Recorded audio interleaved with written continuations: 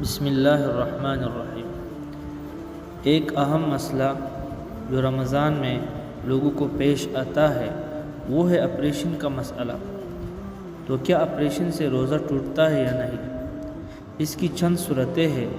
بعض صورتوں میں روزہ ٹوٹتا ہے اور بعض صورتوں میں نہیں ٹوٹتا۔ پہلی صورت، ایسا آپریشن جو دماغ اور پیٹ کے علاوہ جسم کے دوسرے حصے یا ہاتھ پاؤں وغیرہ کا ہو تو اس سے روزہ فاسد نہیں ہوگا۔ اسی طرح ایسے اعضاء کا آپریشن جن سے دماغ یا پیٹ کی طرف قدرتی راستہ نہیں ہے تو اس سے بھی روزہ فاسد نہیں ہوگا، کیونکہ یہ ایک اصول ہے کہ روزہ کسی ایسی چیز سے فاسد ہوتا ہے جو بدن کو درست کرنے کے لیے قدرتی راستے سے داخل کی جائے یا دماغ اور پیٹ تک پہنچ جائے یا پہنچنے کا غالب گمان ہو۔ اسی طرح مصنوعی اعضاء لگانے سے روزہ فاسد نہیں ہوگا، کیونکہ مصنوعی اعضاء اپنی جگہ پر لگے رہ جائیں گے۔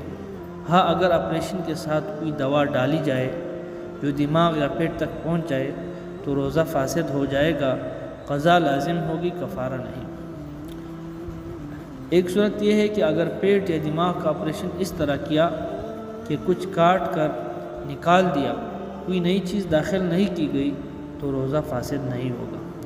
اگر آپریشن کر کے دماغ یا پیٹ کے اندر کوئی دوا لگائی گئی یا مصنوعی عضو لگایا گیا تو اس صورت میں روزہ فاسد ہو جائے گا۔ اگر معدے کے آپریشن میں کوئی عضو سرجری کے دوران باہر نکالا گیا پھر اپنی جگہ واپس فٹ کر دیا گیا تو اس سے بھی روزہ فاسد ہو جائے گا۔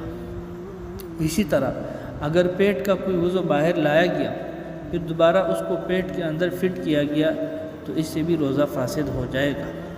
تو یہ تھے آپریشن کی چند صورتیں جن میں سے بعض سے روزہ فاسد ہو جاتا ہے اور بعض سے نہیں۔